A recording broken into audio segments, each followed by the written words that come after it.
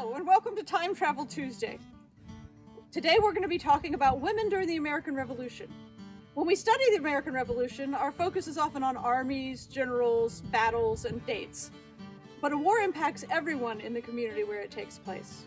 Today we're going to look at how war affected women, specifically the women of what are now York and Chester counties, and then at some individual ladies who were called upon to set aside traditional women's roles and stand up for freedom. The Revolution came to South Carolina in 1780. With the fall of Charleston to Loyalist forces, Britain believed that the war was all but won.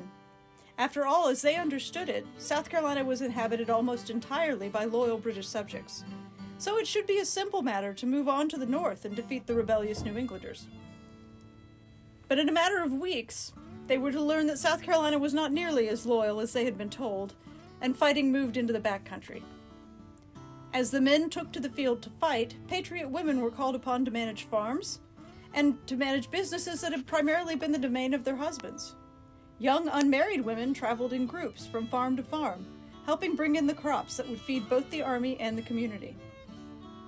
Women living near battle sites found themselves tending to the wounded, often opening their homes to casualties from both sides and treating injuries they had never dreamed of encountering.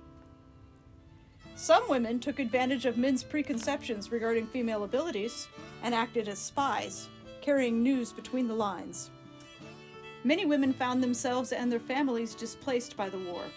Enemy officers would evict a family to use a house as headquarters, or simply burn it to the ground, leaving women and children with no shelter or supplies.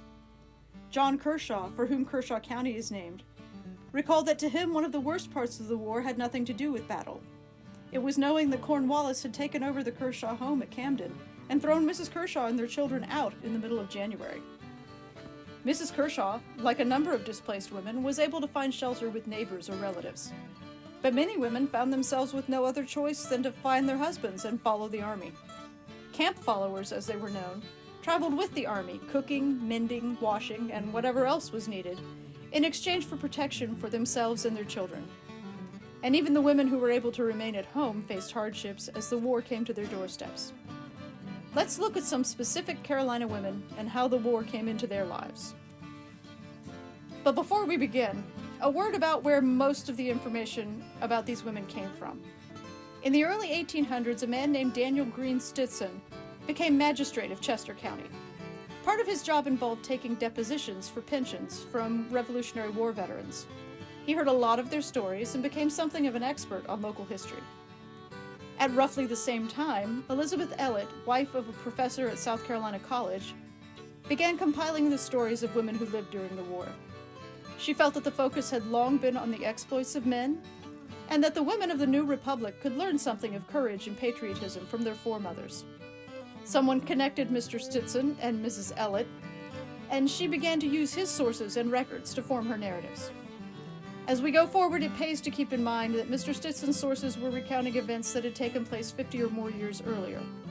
Mrs. Elliott was writing at a time when it was deemed acceptable to embellish on the facts to create a more interesting story.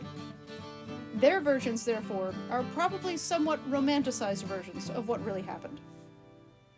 It is also worth noting that the following tales all have one common element.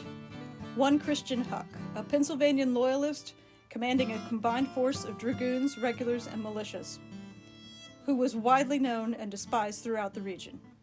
His interactions with the women of the Carolina backcountry were ultimately his undoing. Let's start in June of 1780, at the home of Reverend John Simpson. Reverend Simpson was the pastor at Fishing Creek Presbyterian Church, and encouraged his parishioners to fight for freedom from British tyranny. By early June, he had left his pulpit and joined Sumter's militia, leaving his wife Mary, who was 8 months pregnant, at home with their 4 children. On the afternoon of June 11th, Mary looked out and saw soldiers coming toward her house. She gathered a few valuables and her children and slipped out the back door to hide in the orchard. As the family watched, Captain Christian Huck and his men arrived. They carried off anything of value they could find, hauled 4 feather beds into the yard and tore them to pieces, and then set fire to the house.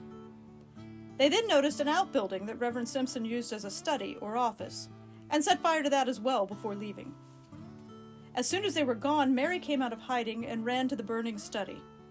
Braving the flames, she was able to bring out 2 aprons full of books before the heat and smoke prevented her from going in again. Despite burns and smoke inhalation, she then led the children in gathering up enough of the scattered feathers to fill one bed, as featherbeds were something of a luxury in the backcountry. She then took her family to a neighbor's house.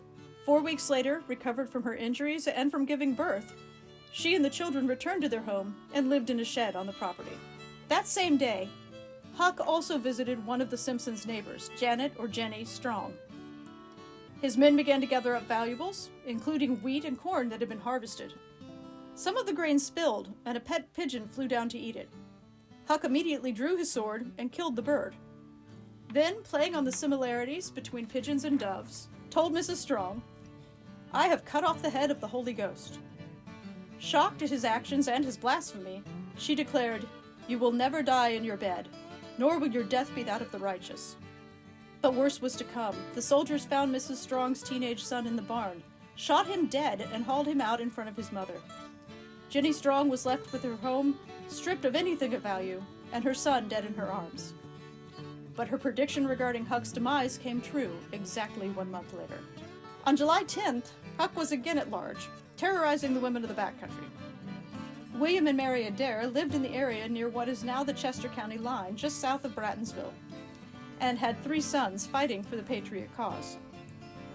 Following their usual pattern, Huck's soldiers confiscated anything of value, including Mrs. Adair's jewelry and her silver shoe buckles. They then decided to hang Mr. Adair for having raised his sons as rebels, but several local men insisted that it was the mother's fault her sons were fighting. One of the officers, named Adamson, took her aside and promised her that if she would use her influence to bring in her sons, he would see to it that they were made officers in the Loyalist militia. She informed him that her sons made their own decisions. Soon thereafter, the British moved on. The next day, after the battle where Huck met his predicted demise, Mrs. Adair was helping to treat the wounded when she came across that same Loyalist officer, Adamson. As her grandson John later recounted, quoting, "When the old lady saw him, she remarked, 'Well, Captain, you ordered me last night to bring in my rebel sons. Here, sir, are 2 of them. And if the third had been within a day's ride, he would have been here also.' The captain, a good deal chagrined, replied, 'Yes, madam, I have seen them.'" End quote. And of course we have Martha Bratton, in whose house all those wounded soldiers were being treated. The day before the battle, Martha was in the field with her children and her enslaved people, harvesting the wheat.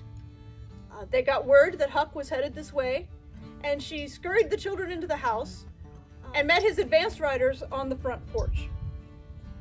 They demanded to know where her husband was, and she told them that she didn't know. Unbeknownst to them, she had already sent a message to Colonel Bratton by way of one of her slaves, a young man named Watt. As she continued to tell them that she did not know where her husband was, one of them became very angry. He came up on the porch and threatened her with a reaping hook that she'd been using to harvest the wheat earlier the day.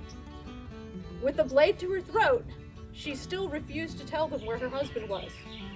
Before too long, Captain Huck arrived.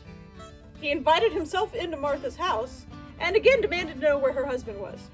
When she refused to tell him, he grew very angry, and he got Martha to cook him and his officers dinner. They decided to move up the road, though, for the evening because the neighbors, the Williamsons, had oats, and the horses had not eaten yet.